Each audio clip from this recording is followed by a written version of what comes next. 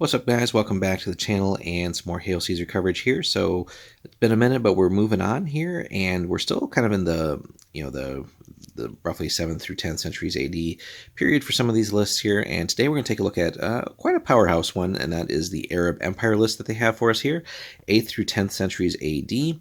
So some key things to look up here, like the Abbasids, Battle of Anzan, Talas, and things like that. But this is, again, one of these massive lists that just has tons and tons of options, similar to the Byzantine list that we looked at previously.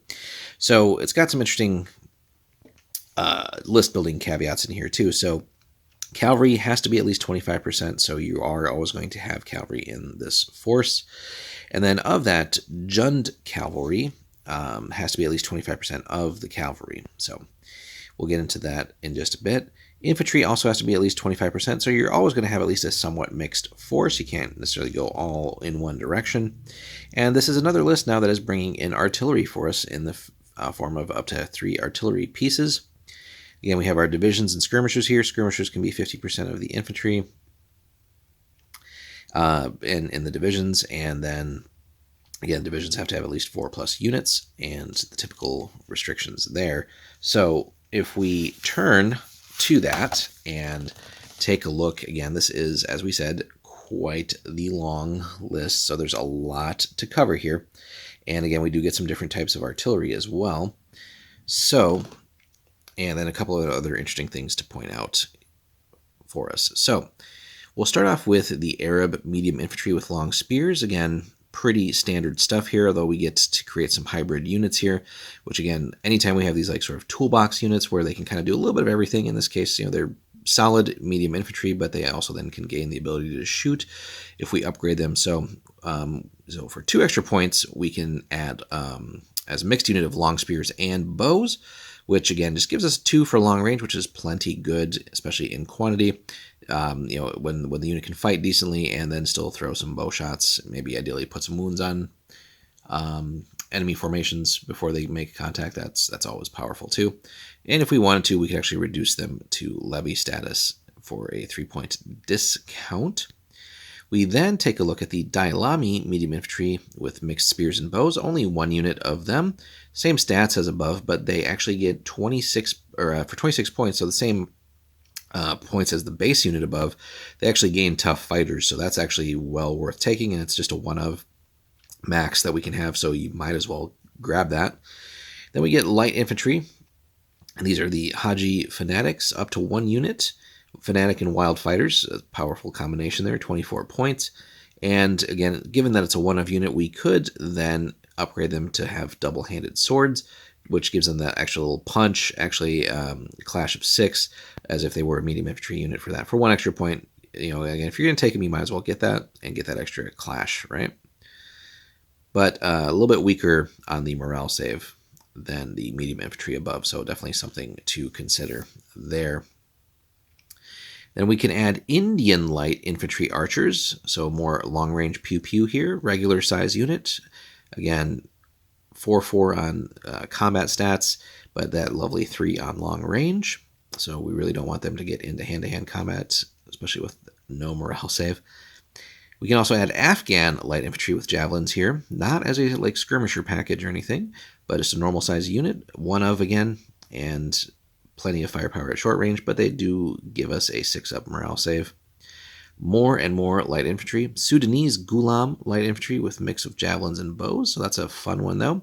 Again, even though they're light, they can do a little bit of everything, just not very well, but as far as the hand-to-hand fighting goes, but they do still give us that 3 on long range, so good stuff there. Then we get into our skirmishers, Arab skirmishers with slings as a small unit. Again, 1-ofs here, so if you're going to be taking skirmishers, you're going to be a little bit limited on these basic ones here.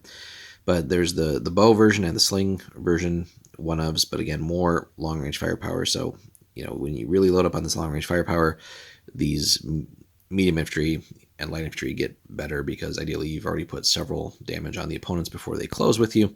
And then, even if they have the heavy infantry with all kinds of crazy extra special rules and stuff like that, you have that advantage because you've already put some damage on them. And then hopefully they will break.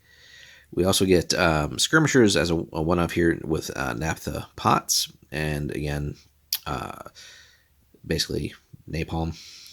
So one of there, and then they are in. There's some special notes on that. Again, we'll not cover that here, but could be a fun little unit and unique so far, really, in some of the stuff we've seen. Syrian or Lebanese skirmishers with a mix of javelins and bows. Again, a little bit of everything here. Skirmishers, typically the javelin thing, right? All the short range shenanigans, but they do have the bow ability and gives them an actual 1 on long range too. So just something a little different. Berber skirmishers with javelins, again, typical stuff there. And then we get into the cavalry, which has some interesting options too. So we have Arab, Jund, medium, and heavy cavalry with spears. Again, different point levels there. They're both stubborn, which is pretty sweet. And again, your typical stats that you would expect there as well. So having access to just baseline cavalry units that actually have stubborn is pretty cool. Then Khwaraji, medium cavalry with spears, just a one of. So medium cav, but they only have, well, I guess they are the small unit, so yeah, so the weaker stats there. But with spears, small unit, they get fanatic and tough fighters, so that could be an interesting one to field. And then in any combination here, no limit really, Arab or Berber, light cavalry with spears. Again, we got to mainly have Jund cavalry, but Arab or Berber, light cavalry with spears and or javelins as small units, and giving us access to a unit that has feigned flight in quantity is pretty cool. Never going to say no to that. Persian heavy cavalry with lances, so some real heavy hitters here, and bows, just one unit. So again, you get a kind of a beat stick cavalry unit that can actually shoot pretty decent too. And if you wanted to, we could pay the extra point and make them cataphracts as well. But wait, there's more horsies. Khorasanian horse archers as small units. They get Parthian shot, and again, no other restrictions outside of the army ones there. So you got plenty of feigned flight and Parthian shot availability here. We can have another cavalry with heavy cavalry with bows. Now, definitely a little bit weaker than the other heavy cav, just a 7-5. But they do get 3 on the long range pew pew, which really kind of makes them somewhat unique. So not as good in fighting, but they're good enough with the combination of everything else that you have. But having really high end bow fighters is really good there too. And then finally, Turkish Gulam heavy cavalry with javelins. Again, another beat stick cavalry unit. Nothing else special about them. And then we get access to camels as well. Just a one of. Light cav with bows and javelins. Again, just more of a little bit of everything there. Definitely not want these guys in hand-to-hand fighting, but solid missile work, and they do have feigned flight as well. And then we do get an elephant, which we're going to assume falls under the cavalry for this list. I know some of our lists that we've looked at mention elephants separately and their availability, but here they didn't really bother with that. But we get one unit of them basically, and special rule is, hey, it's an elephant. So again, well worth considering taking that just for shock value, if nothing else. A lot of times opponents overestimate what the elephants really can get done and spend too much time focusing on that. And then finally, our artillery package here. So again, we really just get, I guess we get up to 3.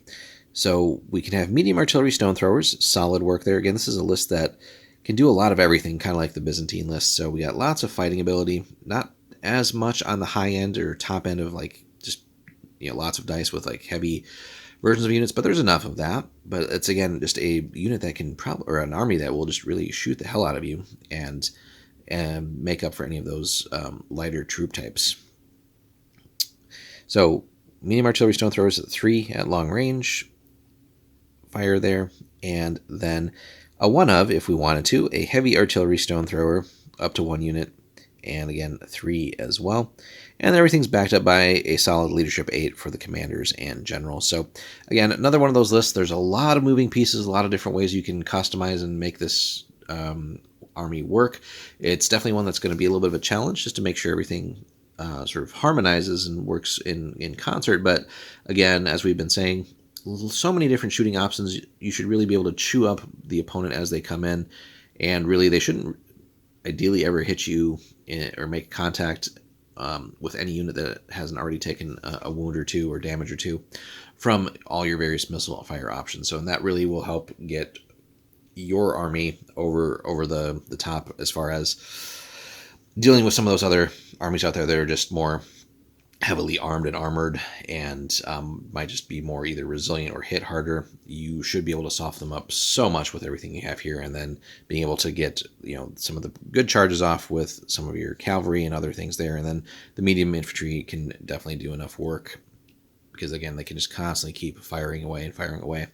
So really, ideal scenario is you put so much damage on them before they get to you, hopefully with smart orders and all that, and then it only takes a few damage to start getting their units and formations shaken, and then you punch through and start wreaking havoc there. So, again, a fun one that lets you do a lot of everything. Got all kinds of infantry and cavalry options, good skirmisher packages, and lots of special rules in the different units here. So it really could be a fun one to try. Let us know, guys, if you have tried this particular Arab Empire list or just gamed for this time period and how that has worked for you and kind of what you focused on. Have you gone more balanced or infantry or cavalry heavy? Let us know in the comments, guys. Like and subscribe, and we'll be back with more Hail Caesar for you soon.